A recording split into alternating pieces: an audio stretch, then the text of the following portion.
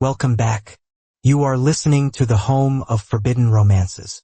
Prepare yourself, because tonight's story will leave you breathless. The tattoo machine buzzed like a hornet trapped in a jar. A sharp, electric warning that shattered the silence of the VIP suite. "If you flinch, I ruin the line," I said, my voice barely a whisper, yet it echoed off the obsidian-tiled walls of my studio. "And if I ruin the line, you bleed for nothing." The man sitting backward on the hydraulic chair didn't so much as twitch. His back was a landscape of corded muscle and violence, a canvas of pale skin marred by a singular, grotesque tragedy. A scar that twisted from his left shoulder blade down to the curve of his spine, jagged and raised like the roots of a dead tree.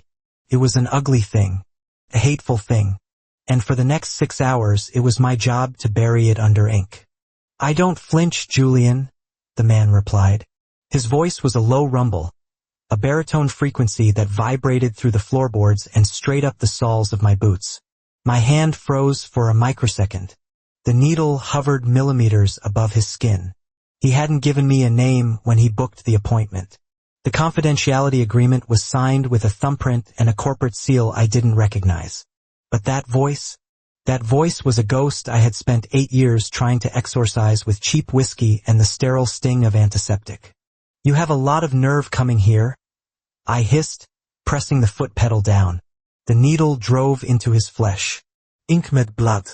"I have money," he said, his tone flat, unbothered by the pain I was inflicting. "And I have a scar. You're the best in the city. It's a simple transaction." Transaction. I spat the word out like it was poison. "That's all it ever is with you, isn't it, Cashin? Cashin Thorne. The heir to a dynasty built on shipping containers and silence. The man who had found me when I was 18, starving in the gutter of a rainy Seoul backstreet, and turned me into a prince for a week, only to discard me like a used napkin." He didn't answer immediately. He let the needle drag through the scar tissue, a sensation that should have been agonizing. Scar tissue doesn't hold ink well. It fights back. It hurts more. But Cashin sat like a statue carved from marble, his breathing steady, his aura suffocating the room. "It wasn't just a transaction, Julian," he finally murmured, the sound muffled against his forearm where his head rested. "It was survival. 8 years ago the rain that night had been cold enough to freeze the marrow in your bones. I was 18, shivering under the awning of a closed convenience store, counting the damp bills in my pocket. I was 3 weeks behind on rent, and the sharks loaning money in the district were looking for me. I didn't have parents. I didn't have a future. I had a sketchbook full of dark drawings and a stomach full of air. That was when the black sedan rolled up. It looked like a hearse for the living. The window rolled down and there he was, Cashin. He couldn't have been more than 22 then, but his eyes looked ancient. They were the color of steel submerged in ice water. "Get in," he had said. Not a request. Command. I should have run. But hunger makes you stupid, and beauty makes you reckless. I got in. For 7 days, I lived in a penthouse that floated above the city clouds. I ate food I couldn't pronounce. I slept in sheets that felt like woven water. And Cashin looked at me with an intensity that made me feel like I was the only person on earth. He didn't touch me, not at first. He just watched me sketch. He asked me about the lines, the shadows, the pain in the drawings. On the 5th night, the storm broke. We were on the balcony. He touched my cheek, his fingers rough but gentle, and the dam broke. It was frantic, desperate, a collision of 2 souls trying to consume each other before the sun came up. I gave him everything, my body, my trust, the fragile hope that maybe I wasn't garbage. I woke up on the 8th morning alone. The bed was cold. The closet was empty of his suits. On the nightstand sat a black leather briefcase. Inside, there was no letter, no note, no goodbye, just $50,000 in crisp, unbound bills. He had paid me. The realization hit me harder than a physical blow. I wasn't a lover. I wasn't a partner. I was a service he had purchased to pass the time. I took the money because I had no choice. I had to eat, I had to survive, but I hated every cent of it. I used it to buy my apprenticeship. I used it to buy my needles, my ink, my studio. I built my empire on the ashes of the heart he burned. Present day, the memory made my hand tremble, a fatal error for an artist. I pulled the machine back, wiping the excess ink and blood away with a rough paper towel. The friction was unnecessary, punitive. Cashin didn't flinch. You left me like a whore, I said, my voice steady now, hardened by years of resentment. 50 grand on the nightstand. Do you know how long it took me to wash the feeling of that money off my skin? Cashin lifted his head. He turned slightly, just enough for me to see his profile. His jawline was sharper now, stubble dusting his chin. He looked tired. Not sleepy tired, but soul tired. I didn't pay you for services rendered, Julian, he said quietly. Then what was it? A tip. I dipped the needle into the pot of black ink, the darkest shade I owned. Turn back around. I'm not done. He obeyed, settling back into position. It was a severance package from my life. And it was a shield. I resumed working, outlining the scales of the great serpent he had asked for. He wanted a viper wrapping around a broken sword, crushing the steel. It was heavy with symbolism I didn't want to decipher. A shield, I scoffed. You were bored. You played house with the stray dog, and when reality called, you kicked the dog out. My father died that morning, Cashin said. The words hung in the air, heavier than the scent of isopropyl alcohol. The machine kept buzzing, but the rhythm of the room shifted. The night I left, Cashin continued, his voice straining as I went over a particularly sensitive nerve cluster near his spine. My father was assassinated. The board of directors, the rival factions, they were cleaning house. They wanted the bloodline ended. If you had been in that bed when they came for me, he trailed off. He didn't need to finish. If I had been there, I would have been collateral damage. A loose end to be tied up with a bullet. So you bought my safety, I deduced, focusing on the shading of the viper's eye. You threw money at me to make me run. I gave you the only thing I had access to that would ensure you could disappear, Cashin corrected. I couldn't leave a note. They were watching. If they knew I cared about you, they would have used you to break me. I had to make it look like a transaction. I had to make them believe you were nothing to me.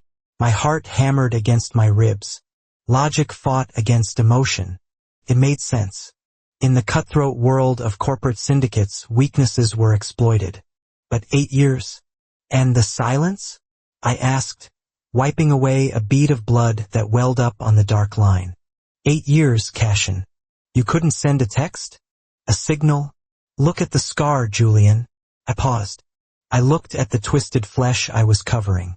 Really looked at it. It wasn't a surgical scar. It was a burn. A chemical burn mixed with shrapnel tears. 3 days after I left you, Cashin said. My car was rigged. I spent 2 years in a hospital in Zurich having my skin grafted back together. I spent the next 6 years securing my position, eliminating the threats, making sure that when I finally walked back into your life, no one would dare touch a hair on your head. He turned his head again, and this time, his steel-gray eyes locked onto mine. There was no coldness in them now, only a terrifying, consuming hunger. I didn't come here for a tattoo, Julian. I came here to see if you still hated me enough to kill me, because if you didn't, I wasn't planning on letting you go a second time. The machine in my hand felt suddenly heavy. The anger that had fueled me for a decade began to crack, leaking out, replaced by a dull ache that felt dangerously like longing. You're arrogant, I muttered, but the bite was gone from my tone. You think you can just walk in here, show me a scar, give me a tragic backstory, and I'll fall back into your bed? No, Cashin said. He shifted, ignoring the fresh wound on his back, and swung his legs around so he was straddling the chair, facing me. His chest was bare, broad, and sculpted, rising and falling with shallow breaths. I don't expect you to fall. I expect you to make me earn it. He reached out, his hand large and warm, and wrapped his fingers around my wrist, the one holding the tattoo gun. He didn't pull. He just held me there, anchoring me. "Finish the piece, Julian," he commanded softly. "Mark me. Cover the damage I took to keep you safe. Put your claim on me, because once you finish that ink, I'm going to put my claim on you." My breath hitched. The dynamic in the room flipped. I was the one with the needle, the one causing pain, but he was the one in control. He always had been. "And if I refuse?" I whispered, though we both knew I wouldn't. Cashin's lips curled into a faint, dangerous smile. "You kept the money, didn't you? You used it to build this." He gestured to the studio. "You took my protection and turned it into power. We are the same, you and I. We survive. And now that the war is over." He leaned forward, his forehead resting against my chest, ignoring the blood and ink smeared on my apron. "Now, I'm here to collect the interest." I looked down at him. The man who had broken me. The man who had saved me. The man who had burned for me. I turned the machine back on. The buzz filled the space between us, binding us together louder than any vow. "Sit still," I ordered, my voice rough. "This is going to hurt." "Good," Cashin breathed against my skin. "Make it permanent." I pushed him back around, my hand steady, my heart racing. I drove the needle deep, weaving the ink into his skin, binding the viper to the broken sword. I wasn't just covering a scar anymore. I was writing a contract in blood and ink. He had handed me cash to save my life. Now I was inking his skin to save his soul.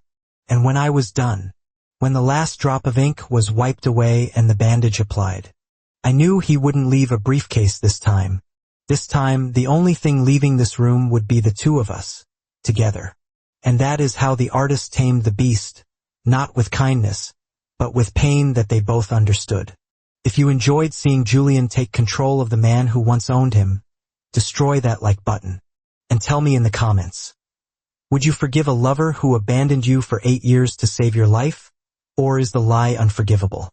I'll be reading your answers. Subscribe for the next chapter. Until then,